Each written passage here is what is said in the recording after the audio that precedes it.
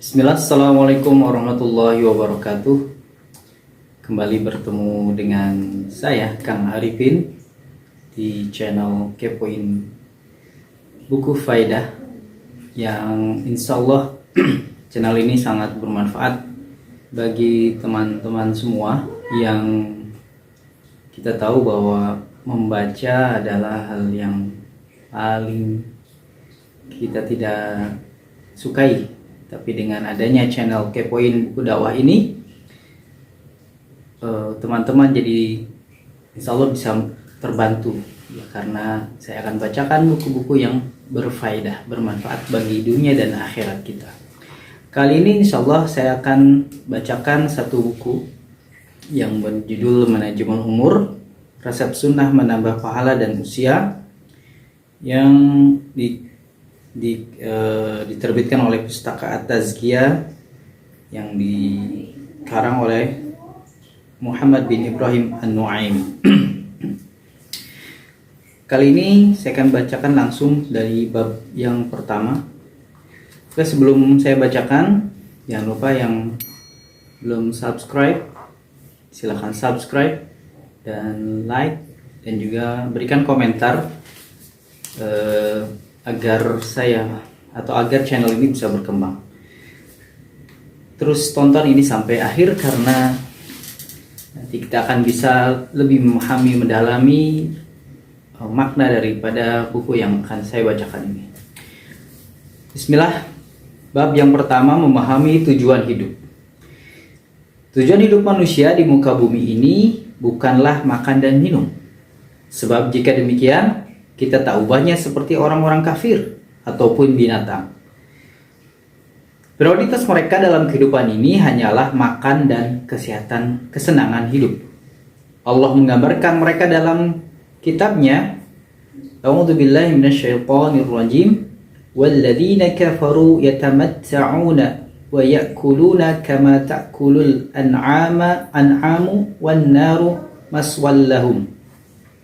Dan orang-orang kafir itu bersenang-senang di dunia dan mereka makan seperti makannya binatang-binatang, dan neraka adalah tempat tinggal mereka. Quran Surat Muhammad ayat 20. Tujuan keberadaan kita adalah diperuntukkannya segala yang ada di muka bumi bagi kita hanyalah untuk mewujudkan ibadah kepada Allah semata, selain menjauhkan diri dari bisikan nafsu dan setan. Dalam bahasa bisnis, yaitu bagaimana mengumpulkan sebanyak mungkin kebaikan dan keuntungan sebelum habis tengah akhir deadline. Karenanya yang harus dilakukan adalah semaksimal mungkin menata waktu yang sangat terbatas agar senantiasa produktif dengan amal soleh. Itulah yang menyebabkan seseorang menempati posisi mulia di surga. Perlu dicamkan, setiap detik waktu yang terlewati akan sangat menentukan nasib kita di akhirat. Jika waktu yang sangat singkat itu tidak diisi dengan hal-hal yang bermanfaat, maka hanya penyesalan di hari kiamat yang akan kita tuai. Penyesalan pada saat itu tak lagi bermanfaat. Setiap orang yang telah melalaikan waktunya di dunia akan menuai penyesalan di hari kiamat. Seraya berteriak, duhai celaka, sekiranya dahulu di dunia aku manfaatkan waktuku dengan sebaik-baiknya, mengisinya dengan amal soleh sebanyak mungkin, niscaya nasibku tidak seperti sekarang. Ungkapan penyesalan seperti itulah yang akan terdengar dari mulut orang-orang yang menyesal karena tidak memanfaatkan waktunya di dunia dan dengan sebaik mungkin. Kita tentu berbeda dengan orang-orang Yahudi. Mereka sangat ingin agar kehidupan dunia tidak berakhir dengan kematian.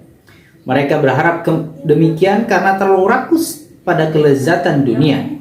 Bahkan sebagian mereka menginginkan agar dapat hidup di dunia selama 1000 tahun. Dalam Al-Quran, Allah menggambarkan kondisi mereka. A'udzubillahi minasyaitonirrajim. وَلَتَجِدَنَّهُمْ أَحْرَصَ النَّاسِ عَلَى حَيَوَاتٍ وَمِنَ الَّذِينَ أَشْرَكُوا يود أحدهم لو يعمر ألف سنة وما هو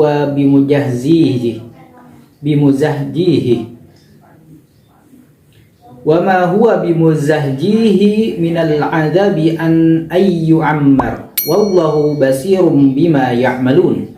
Dan sungguh kamu akan mendapati mereka manusia yang paling loba terhadap kehidupan di dunia, bahkan lebih loba lagi dari orang-orang musyrik. Masing-masing mereka ingin agar diberi umur 1000 tahun.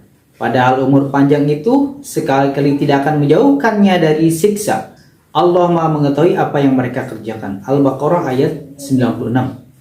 Sebaliknya, seorang muslim sangat menyadari bahwa dunia bukanlah tempat tinggal yang abadi. Dunia hanyalah sekadar ladang amal untuk kehidupan yang lebih kekal. Karena itu ia sangat serius mengumpulkan amal sebanyak mungkin. Jika seorang muslim merasakan bahwa dalam menjalani kehidupan dunianya sebaiknya selalu bertambah dan makin dekat kepada Allah, hendaknya ia berdoa kepada Allah agar dipanjangkan umurnya dan diperbaiki amalnya. Ini sesuai dengan hadis riwayat Abu Bakrah. Disebutkan seorang laki-laki datang menemui Rasulullah SAW dan bertanya, "Wahai Rasulullah, siapakah manusia yang paling baik?" Rasulullah SAW menjawab, yaitu siapa yang panjang umurnya dan baik amalnya. Pria itu bertanya lagi, dan siapakah manusia yang paling buruk? Rasulullah SAW menjawab, siapa yang panjang umurnya dan buruk amalnya. Namun jika seorang mukmin merasakan bahwa kehidupannya akan dilanda fitnah dan keburukan yang selalu bertambah, maka hendaknya ia bermohon kepada Allah agar dirinya selalu terjaga dari segala bentuk fitnah dan dosa. Dalam hadis Mu'ad bin Jabal radhiyallahu anhu disebutkan Rasulullah SAW sering berdoa dengan mengucapkan, Allahumma inni as'aluka fi'lal khairat wa tarkal munkarat wa hubbal masakin wa an taghfira li wa tarhamani wa idza aradta fitnatan fi qaumi fatawaffani ghaira maftun wa as'aluka hubbaka wa hubba man yuhibbuk wa hubba amalin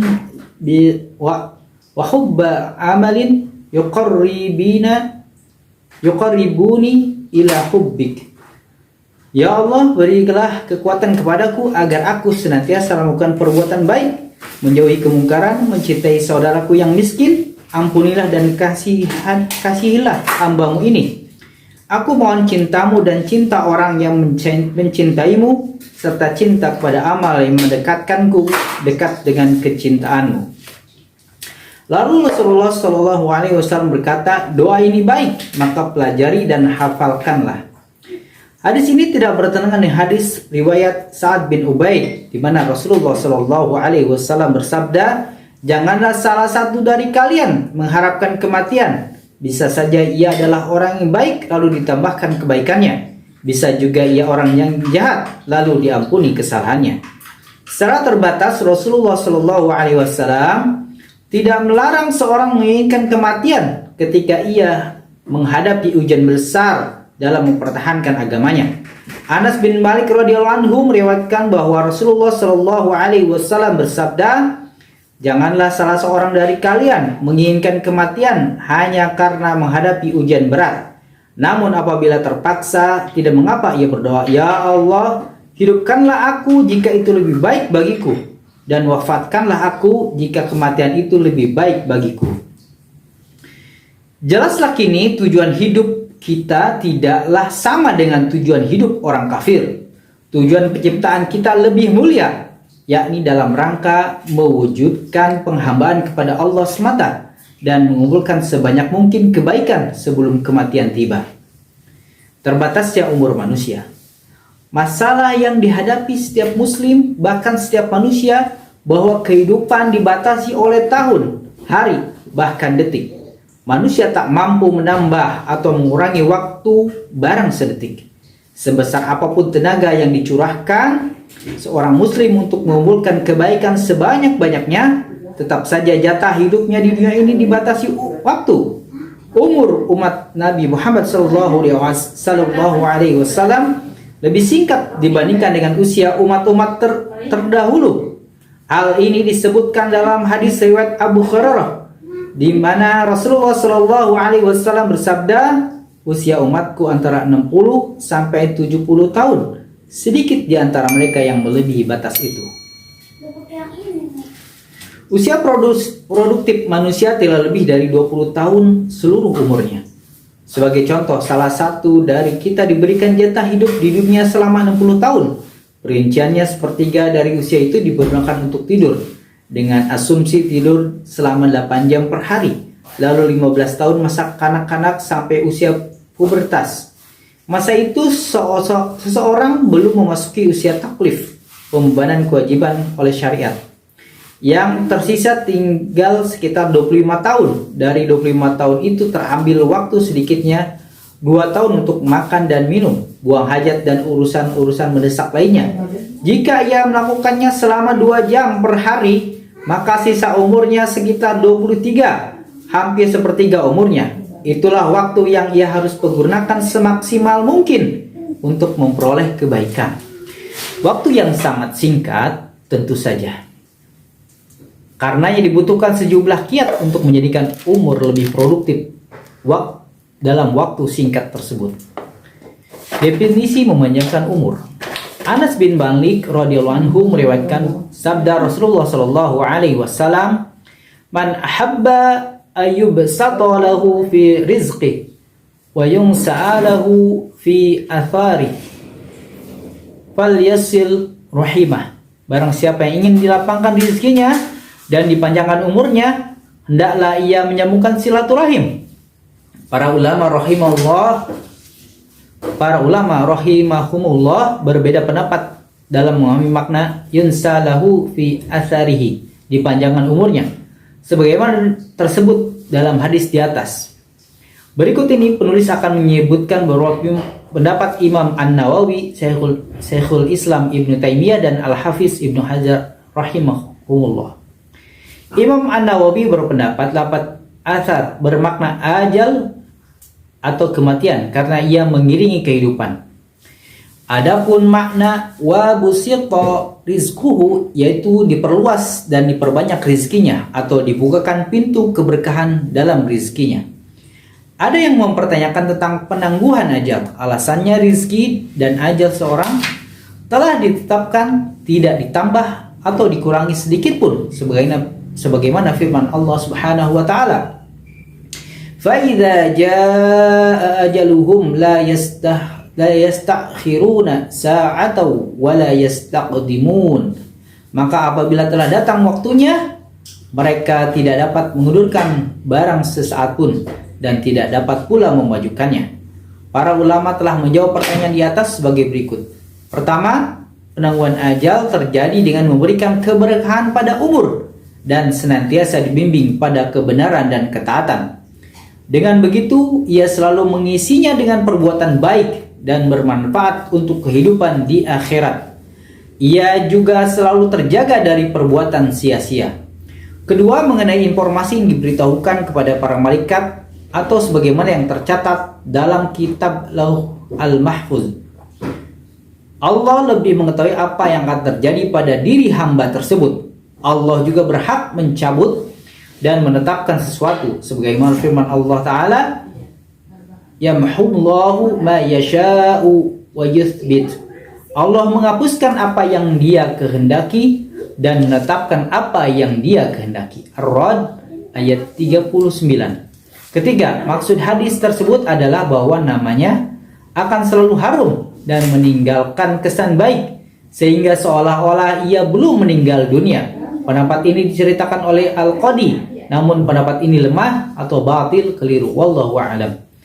Menurut Syekhul Islam Ibnu Taimiyah, maksud firman Allah, "Wa ma yu'ammaru min mu'ammarin wa la yunqasu bin umri." Dan sekali-kali tidak dipanjangkan umur seseorang yang berumur panjang dan tidak pula dikurangi umurnya. Fatir ayat 11. Dengan demikian firman Allah itu dipahami bahwa tidak ada penambahan atau pengurangan terhadap umur manusia. Penambahan dan pengurangan yang dimaksud dalam ayat di atas mengandung dua pengertian. Pertama, seseorang dipanjangkan dan dipersingkat umurnya. Makna dipersingkat umurnya berarti dikurangi umurnya dibandingkan dengan orang lain. Demikian pula penambahan umur baginya dipahami jika dihubungkan dengan orang lain. Ada pula yang berpandangan bahwa yang dimaksud dengan pengurangan adalah pengurangan umur yang telah tercatat dalam kitab Lauhul al-Mahfuz. Demikian juga maksud penambahan pada umur adalah terhadap apa yang telah tercatat dalam kitab tersebut. Disebutkan dalam Sahih Bukhari dan Sahih Muslim sebuah sabda Nabi Shallallahu Alaihi Wasallam, barang siapa yang dilapangkan rizkinya dan dipanjangkan umurnya, maka hendaklah ia menyambung silaturahim. Sebagian ulama berpendapat yang dimaksud dengan keberkahan pada umur, dengan begitu ia sanggup melakukan amal kebaikan sebanyak mungkin dalam waktu singkat dibandingkan dengan orang lain yang melakukannya dalam waktu lama. Adapun orang yang berpendapat bahwa rizki dan ajal adalah dua hal yang telah tercatat dan ditetapkan, maka dapat dijawab sebagai berikut, bahwa yang dimaksud adalah keberkahan berupa tambahan amal dan manfaat. Keberkahan itu juga telah tercatat. Allah telah menetapkan ajal seorang dalam catatan para malaikat.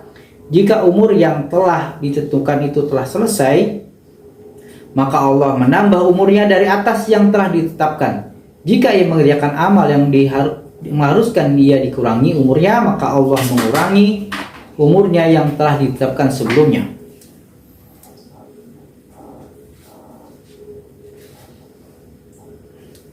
Bolehkah berdoa agar panjang umur? Ulama berbeda pendapat dalam hal ini. Sebagian membolehkannya, sebagian lagi melarang. Yang melarang berdalil dengan hadis riwayat Ummu Habibah, salah seorang istri Nabi Shallallahu Alaihi Wasallam. Ia pernah berdoa, ya Allah, bahagiakanlah aku dengan menjadi istri Rasulullah Shallallahu Alaihi Wasallam, juga dengan Abu Sufyan dan saudaraku Muawiyah. Mendengar itu, Nabi Muhammad Shallallahu Alaihi Wasallam berkata, sungguh engkau telah meminta kepada Allah ajal yang telah ditentukan, hari-hari yang telah ditetapkan, dan rizki yang telah terbagi. Sesuatu tak akan dipercepat sebelum waktunya, juga tak akan ditangguhkan melebihi waktunya. Seandainya engkau mohon kepada Allah agar engkau terhindar dari azab neraka atau azab kubur, niscaya itu lebih baik dan lebih utama. Imam An-Nawawi rahimahullah mengomentari hadis ini bahwa dari hadis ini diketahui tidak bolehnya berdoa agar dipanjangkan umurnya. Namun jika ada yang bertanya apakah hikmah dari larangan berdoa panjang umur, mengapa pula memohon terhindar dari azab kubur lebih disukai? Jawaban kedua pertanyaan itu adalah bahwa umur sudah ditetapkan, namun berdoa agar terhindar dari azab api neraka dan azab kubur adalah ibadah. Syariat memerintahkannya kita beribadah. Ada lagi yang bertanya, bukankah kita bertawakal terhadap segala ketentuan Allah Ta'ala? Jawabannya, berbuatlah, karena segala sesuatu telah dimudahkan urusannya. Berdoa panjang umur tidak termasuk ibadah, seperti halnya tidak baik meninggalkan sholat, puasa, zikir hanya karena bertawakal atas takdir Allah. Wallahu a'lam. Sufyan Ats-Tsauri meriwayatkan seorang pria pernah berkata kepada Khalifah Umar bin Abdul Aziz, semoga Allah memanjangkan umur Anda. Umar bin Abdul Aziz menjawab, itu sudah menjadi ketentuan, doakanlah kebaikan untukku.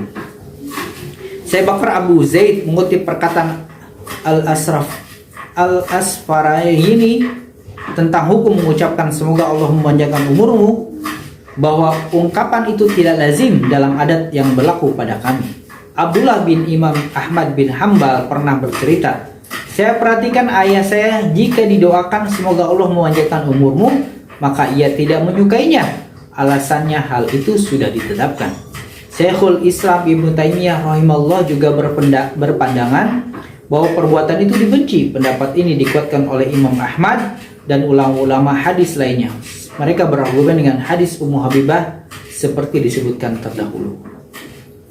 Imam An-Nawawi dalam kitab Al-Azkar menulis satu bab berjudul hukum mengucapkan semoga Allah memanjangkan umurmu. Disebutkan pula dalam hal itu tidak disukai.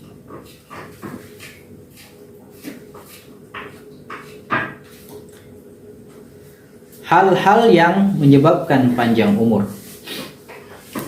Rasulullah Shallallahu Alaihi Wasallam memberitahu hal-hal yang mesti dilakukan oleh umatnya agar usia mereka dipanjangkan, yaitu dengan bersungguh-sungguh melakukan amal-amal kebaikan yang berhubungan dengan manusia. Yang pertama, sambunglah silaturahim. Abu Hurairah radhiyallahu anhu menceritakan sabda Rasulullah Shallallahu Alaihi Wasallam, barang siapa yang ingin dilapangkan rezekinya, dan dipanjangkan umurnya, maka hendaklah ia menyambung silaturahim. Ibnu Mas'ud rahimahullah meriwayatkan sabda Rasulullah SAW, silaturahim dapat menambah umur.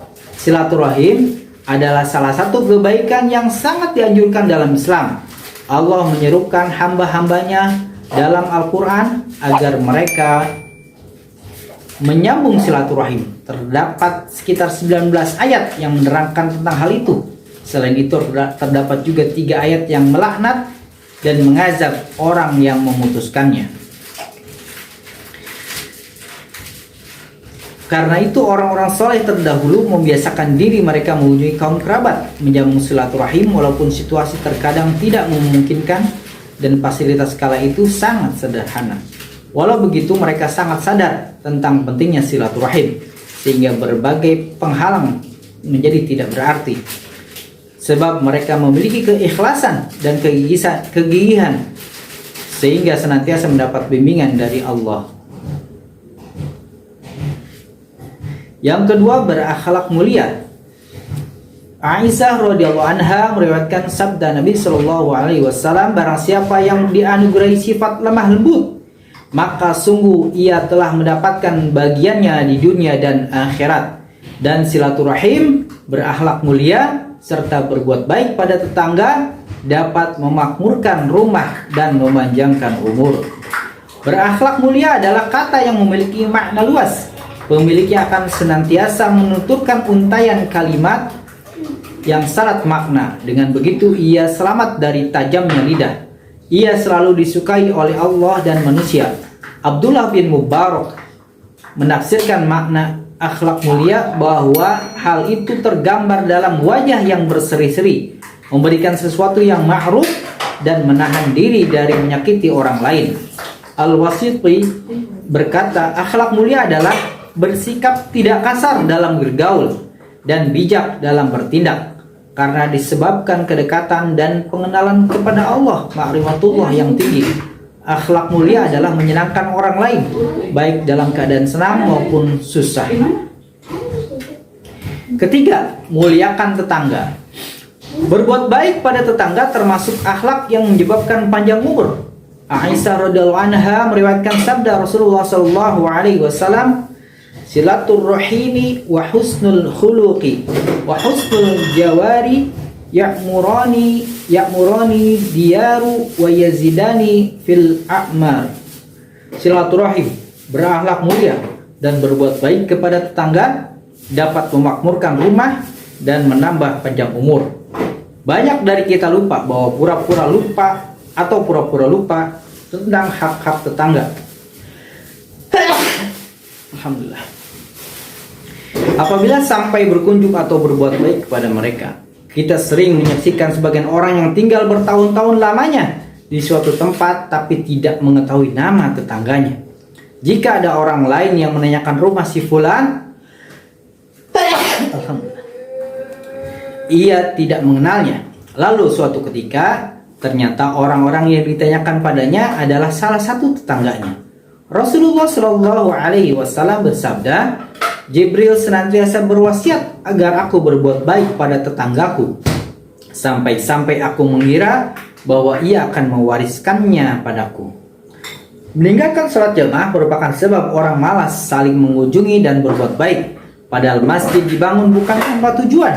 Selain sebagai tempat ibadah, ia juga merupakan tempat orang saling bertukar pendapat, saling mengenal satu dengan yang lainnya, khususnya antar tetangga. Karena itu, saudaraku, hendaknya kita tidak meremehkan hak-hak bertetangga. Perbanyaklah silaturahim yang didasari keikhlasan. Berbuat baiklah pada tetanggamu, saling memberilah masukan dan saling menasihatilah dalam kebaikan. Dengan begitu kita dapat merasakan manis dan sempurnanya iman selain diperpanjang umur kita dalam ketakwaan. Abu Suraih Al-Khuzai meriwayatkan sabda Rasulullah SAW, man kana yu'minu billahi wal yaumil akhir falyuhsin ila jari. Barang siapa yang beriman kepada Allah dan hari akhir, maka hendaklah ia berbuat baik pada tetangganya. Renungkanlah sikap Aisyah radhiyallahu anha ketika ia mendengar betapa besar hak bertetangga yang harus ia penuhi. Ia ingin segera berada dalam barisan orang-orang yang memuliakan hak tetangga. Ia lalu bertanya kepada Rasulullah SAW, "Wahai Rasulullah, saya memiliki 2 orang tetangga. Pada siapakah terlebih dahulu saya memberi hadiah?" Rasulullah SAW menjawab, "Kepada yang paling dekat pintunya denganmu." Saudaraku, berapa banyak tetangga Anda yang saat ini membuka pintu, menunggu kedatangan Anda agar dapat memberi hadiah senyum dan salam padanya. Demikian dari pembacaan beberapa bab yang ada dalam buku Manajemen Umur. Insya Allah kita akan teruskan kembali. Insya Allah buku ini sangat bermanfaat agar umur kita menjadi lebih berkah dan diridhoi Allah Subhanahu wa taala. Dan di sini juga di dalam buku ini disebutkan beberapa amalan-amalan yang dengan amalan itu walaupun umur kita pendek, tapi di hadapan Allah Subhanahu wa taala seperti umur-umur umat Nabi yang terdahulu, sangat panjang. Bukan karena jumlah umurnya, tapi karena amalnya, kebaikannya dilipat gandakan oleh Allah Subhanahu wa taala. Demikian, mudah-mudahan bermanfaat kali ini, pembacaan kali ini, dan kita bisa mengambil faedahnya ya dari pembacaan buku ini. Dan jangan lupa share jika hal ini bisa membuahkan kebaikan bagi diri kita dan kepada orang lain. Ketika kita bagikan, maka akan sangat berguna dan bermanfaat, dan orang tersebut ya, melaksanakan atau mengamalkan apa-apa yang didengarnya melalui channel yang kita cintai ini, channel Kepoin Buku Dakwah, buku berfaedah, agar ya ketika mereka melaksanakannya, maka kita yang menyebarkan kebaikan ini bisa berbuah pahala di hadapan Allah Subhanahu wa taala. Demikian, kita tutup dengan doa kifaratul majlis. Subhanaka Allahumma wa bihamdika asyhadu an la ilaha illa anta astaghfiruka wa atubu ilaik. Assalamualaikum warahmatullahi wabarakatuh.